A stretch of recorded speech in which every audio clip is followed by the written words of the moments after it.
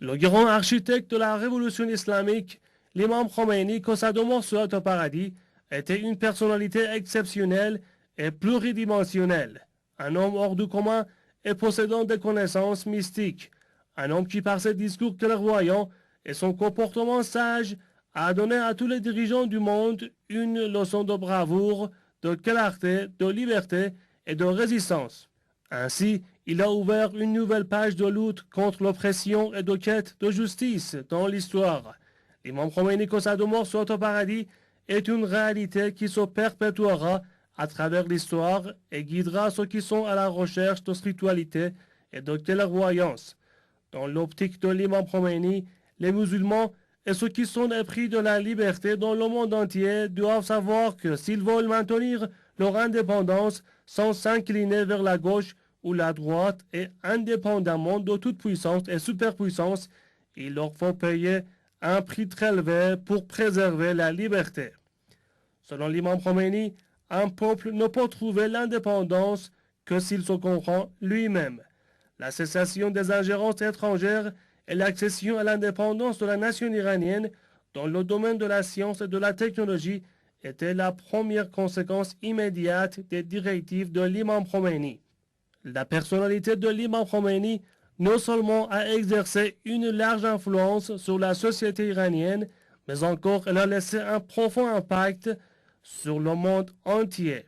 Si on lit attentivement le testament politique, religieux et social de l'imam Khomeini, il peut être considéré comme un testament pour l'avenir de tous les pays qui sont épris de la liberté.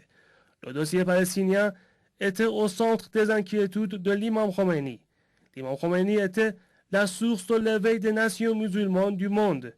Le grand fondateur de la République islamique d'Iran, lorsqu'il parlait du peuple palestinien, il ne s'adressait pas seulement aux Palestiniens, mais il voulait mobiliser toutes les forces et toutes les capacités potentielles du monde musulman pour créer un front large et unique face à l'ennemi sioniste et face à toutes les puissances arrogantes de l'Occident qui soutenaient les occupants israéliens.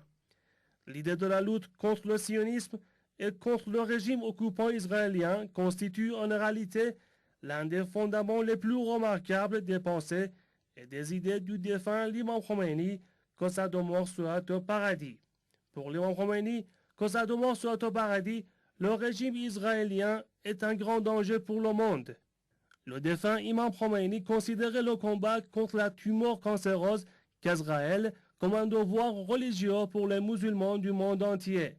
Pour lui, ce combat devait se fonder sur la négation du régime israélien. Selon lui, les musulmans devaient en effet défendre la cause palestinienne par tous les moyens possibles. Pour lui, le sionisme et Israël étaient des tumeurs cancéreuses à éradiquer.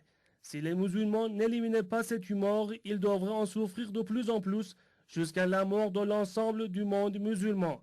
Le défunt imam Khomeini mettait l'accent sur le fait que la guerre entre le monde arabe et le régime israélien est une guerre plus vaste entre l'islam et les musulmans d'une part et le sionisme et l'Occident de l'autre. Le régime israélien s'appuie sur le soutien des superpuissances, tandis que pour l'éliminer, les musulmans du monde entier devront se confier à Dieu. Le régime sioniste est en train de créer des réseaux secrets au sein du monde musulman pour semer des discordes parmi les pays islamiques pour piller les richesses de la région.